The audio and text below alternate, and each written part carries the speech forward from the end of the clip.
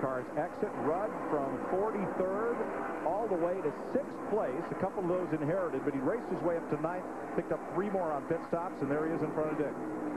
Now, Ricky Rudd is in so far. I don't see any activity at the nose of the car to pull any more tape off. A lot of dust flying off the right front tire. Rudd obviously using his brakes very heavily.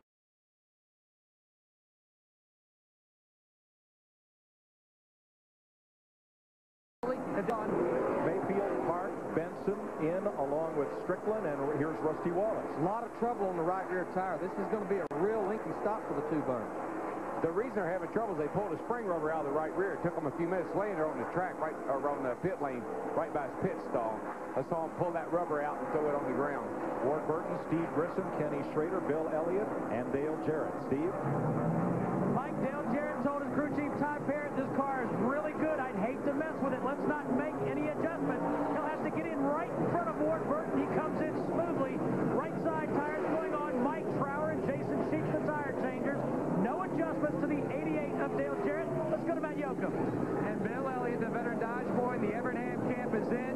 Second last weekend. Over a 4-time winner here, but the last came back in 1989. He was tight in turn 1, not bad in turn 3. Just felt like he needed more grip in the front.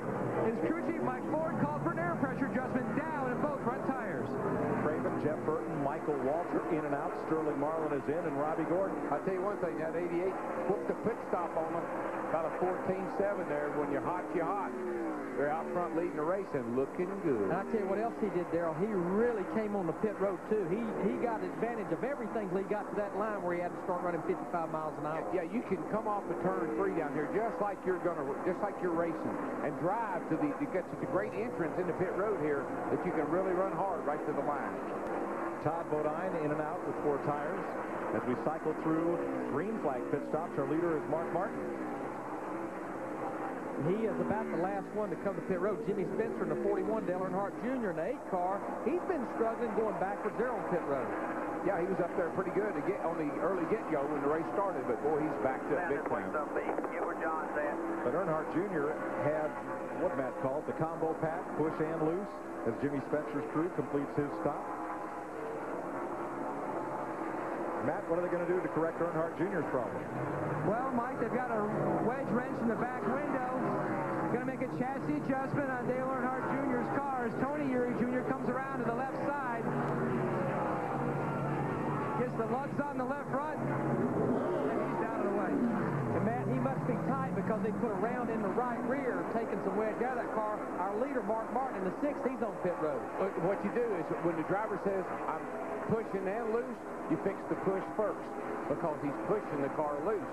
As we saw, they took wedge out. Mark Martin, who won at Charlotte, who was a contender, led 77 laps at Dover, is in front of Matt. And Mikey still has that $1 million car. He brought it here to Pocono hoping for another victory. He was loose. Crew chief Ben Leslie called to pull a spring rubber out of the right rear. We'll look on the ground as the car leaves. Yes, the spring rubber is kicked up by Martin as he drops the clutch and peels away. They did pull the rubber out of the right rear. Darrell, I don't think there's a bigger fire in the belly of any driver in that garage than Burns and Mark Martin to win. Yeah, I think he just feels like he has to make a statement. He's got so much he wants to prove. You know, everybody really has been down on Mark, giving him a hard time. And I got to say this. I think I oversold at Charlotte that he and Kenseth were working together. When you watch Mark Martin drive the last few laps of the 600 in Charlotte, wasn't nobody going to pass him. Kenseth would have had to wreck him to get by him because Mark went through that traffic like it was for $1 million. Went through it like there was $1 million at stake. And there was. Terry Labonte in the 5 car, he is the last of the lead lap cars to come to pit road. That'll put Dale Jarrett back in the lead. Bobby Labonte in 18 cars on pit road as well. Dick Burton. Well, it seems like every time Ryan Newman gets in a position to win a race, something happens to his engine, his car, something goes wrong. It's been blown engines today. Here it is, the fuel pump that was on Ryan Newman's car, the culprit. They have changed it. He is back out on the speedway. Mike? Now, that's a mechanical fuel pump, not an electric one like run another series, because if that car stops running, they don't want fuel to keep pumping. Electric pumps not allowed. No, they try to keep as many things not being electric as they can on these race cars. Speeding penalty. To drive through. Ryan. Not like you do at McDonald's. or Wendy's or any of those other places. Do not leave your order. Do not expect change. You have to do this drive-through at 55 miles an hour. We need to document that Kurt Busch in the 97, Jeff Green in the 30, they are back on the racetrack. 30 races since Dale Jarrett last visited Victory Lane. But he is out in front thanks to that really quick pit stop by 5.6 seconds over Bill Elliott here at Pocono.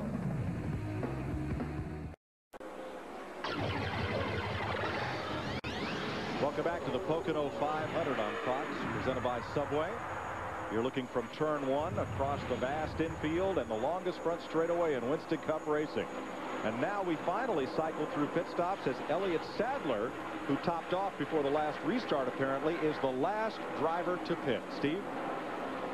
And Mike, they're talking about making a track bar adjustment. Yeah, they're going to put the wrench in 2 rounds on the track bar up. 4 tires for Elliott Sadler. Left side tires going on. Track bar adjustment of 4 tires for Elliott Sadler. I always like to get out of sync, and he's definitely out of sync, and that paid off for him coming in and topping off. It gives him puts him in a different window than everybody else. And what he was hoping to do is catch a caution by being up near the front. Hey, we just want to talk about this pit summary here. We want to see how our guys did on this green flag stops. If you notice, Darrell, we talked about Dale Jarrett. Got in good, got out good, and his guys had a great pit stop. Now, look at Jimmie Johnson. He had a decent stop, but look, he lost 3 seconds on what this lap is. That's 2 laps, including the pit stop. But what we have to remember, this kid just made his first green flag pit stop at Pocono. He didn't know how hard he could go through turn 3 and get on the pit road. But you know what? I bet he'll learn fast.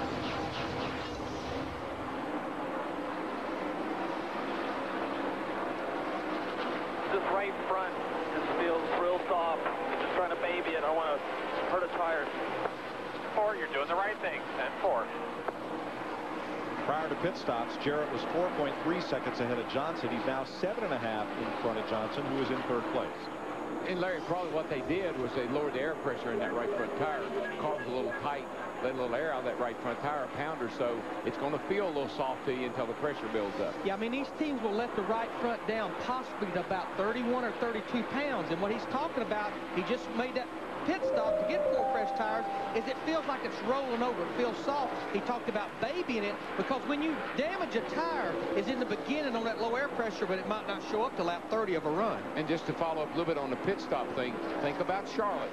I really feel like where Matt Kenseth was so good at Charlotte, and he is again today, is getting to his pit box and getting out of his pit box. And they got on Jimmie about that at Charlotte, and what happened to him on his last stop? He was hustling and he overshot the pit. So, you know, he's just working through some things that takes time and experience. Now he's 2.5 seconds behind Bill Elliott. So it's Ford, Dodge, Chevrolet. Jarrett at the bottom of your screen. And that's a long way. There went Jarrett out of our frame.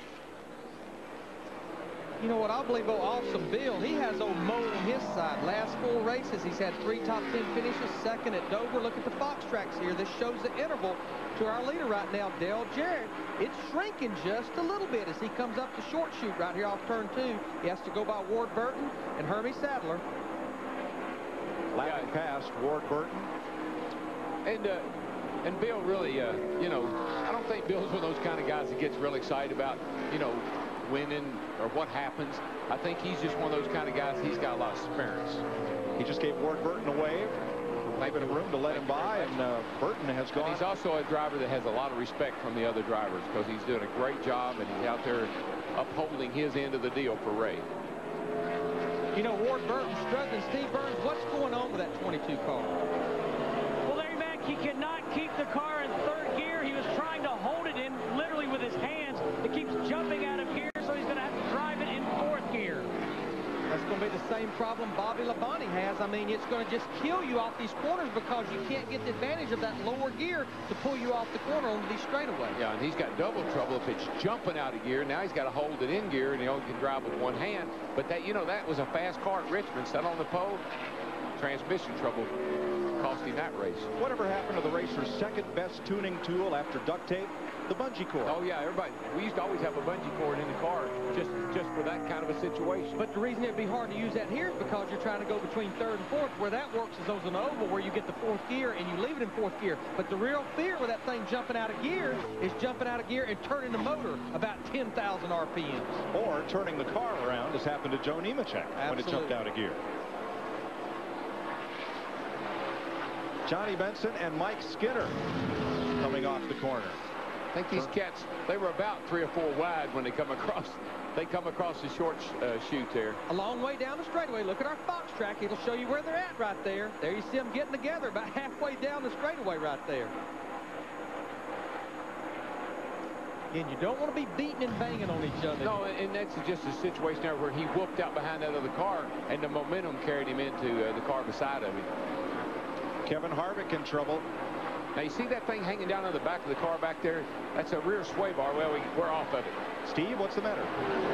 Well, Mike, we caught the tail end of the radio communication. Something, again, it's a transmission problem. They think they may have to bring the 29 to pit road.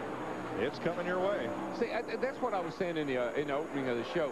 We used to just, the only thing we did about shifting, the only reason we shifted here was to take care of the motor.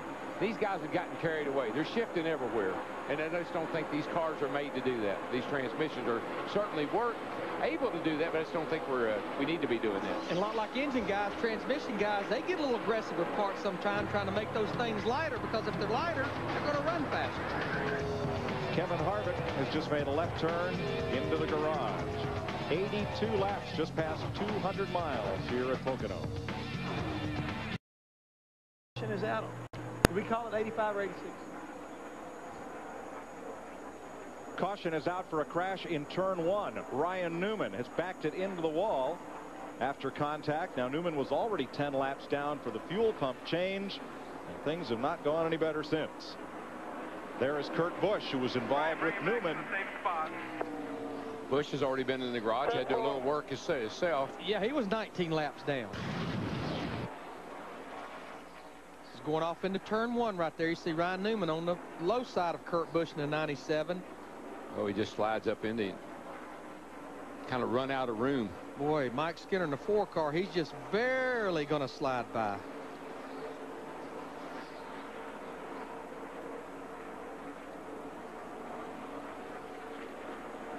Where they come down the front, 12's got to run on the 97, and he just turned it down in there and trying to stay off the 97, brought the back end around. Yeah, it got him real loose as he got down in the middle of the corner. You're downshifting, you're on the brakes right there. It's real easy for that to happen. And that view probably showed well the effect of the funnel here from that 6 wide front straightaway going down to turn 1. Kurt Busch's car is a mess. Newman has gone to the garage.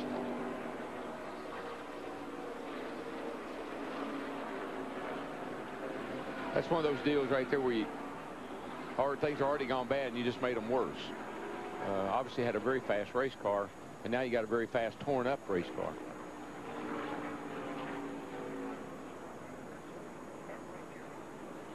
It's a lot of damage to the rear of that car. Side damage, nothing major there. Dale Jarrett led them around to the caution flag. Jarrett has now led 25 laps. Jeff Gordon has led 30, the most of any driver so far. And I think Jeff Gordon's probably pretty happy about that caution, because he's way back there in 12th place after those pit stops. I don't think his car was very good right now. I'm sure we'll see all our leaders to pit road. There you see the Fox tracks. You can watch our top 3. Dale Jarrett in 88, Bill Elliott in 9, Jimmie Johnson in 48. The reason they're not right together, a few lap cars there. That's what's neat about the Fox.